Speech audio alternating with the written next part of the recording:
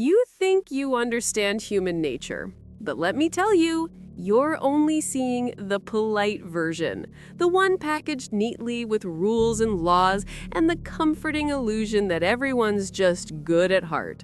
Strip away the grid, strip away the electricity, the supermarkets, the constant hum of society keeping chaos at bay, and suddenly, the veneer cracks. That polite person who smiled at you yesterday, in a blackout, in the first hour of collapse, they could be at your door with a crowbar. And no, this isn't paranoia. It's biology, it's psychology, and it's terrifyingly predictable. Here's what nobody tells you. Looting isn't just crime, it's instinct, amplified by fear, scarcity, and the social pressures that turn ordinary humans into predators in the blink of an eye. When resources disappear, something primal kicks in. Your brain's limbic system, the same part that drives fight, flight, or freeze, overrides reason. Hunger, thirst, cold, or fear of threat triggers a surge of cortisol and adrenaline. In survival terms, that's great. It gets you running. It sharpens your senses. But it also dismantles social inhibition. Suddenly, stealing a can of food from the next door isn't morally questionable, it's survival. And here's the kicker. Studies from real-world disasters, from Hurricane Katrina to the aftermath of Puerto Rico's power grid collapse, show that violence and looting spike in patterns, not random chaos. People aren't evil. They're reacting to extreme scarcity, perceived inequality, and the psychological terror of helplessness. But there's more. Ever wonder why looters often target the same places over and over, or why organized gangs seem to pop up instantly?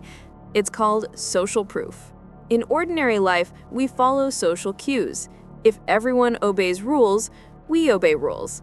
Strip the law away, and suddenly, seeing one person grab a bottle of water or a generator validates the act.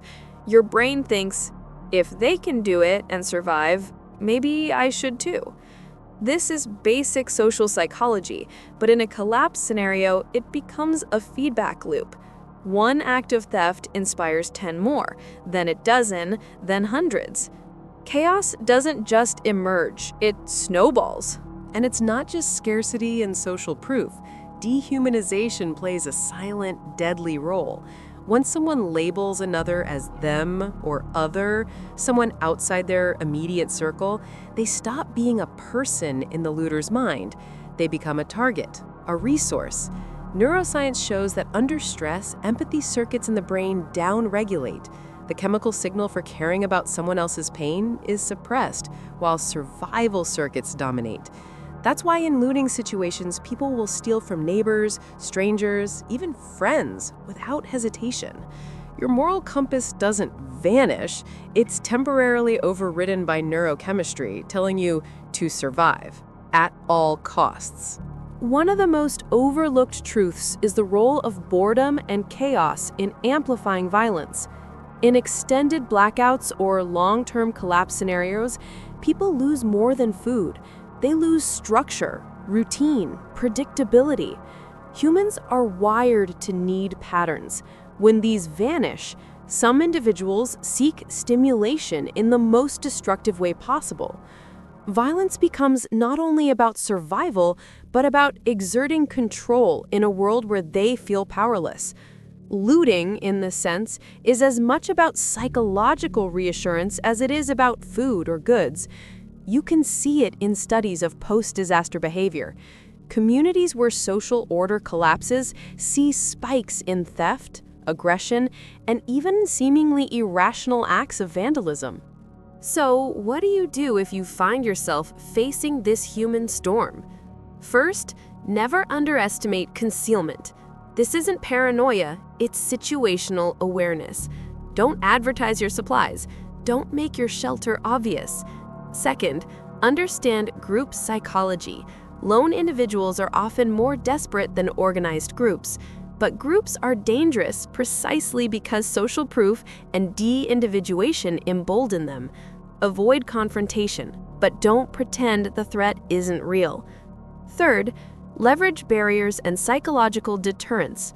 A simple lock, a decoy stash, or even the illusion of danger can trigger hesitation in would-be looters, buying you critical time. Fourth, ration and manage scarcity internally. Panic spreads like wildfire. Calm, rational behavior can prevent your own group from turning on itself. And here's the paradox. Empathy is both your shield and your trap. Helping neighbors or cooperating within a community reduces violence, creates alliances, and stabilizes behavior, but it also exposes you to exploitation if trust is misplaced. This is where understanding human nature becomes your survival weapon. The same instincts that drive others to violence can be channeled positively in a well-organized, vigilant community. But slip up, and the consequences aren't just monetary, they're existential. Finally, preparation isn't just about stockpiling food or learning to purify water. It's about internalizing the hidden truths of human behavior under stress. The psychology of looters teaches a brutal lesson. Fear, scarcity, and social cues are more potent than bullets. Anticipate reactions, manage perceptions, and never assume morality will hold when the grid fails. And remember, survival isn't about defeating others. It's about navigating the subtle, dark currents of human instinct before they sweep you away. Understanding this hidden psychology might just be the difference between living through collapse and becoming another cautionary tale.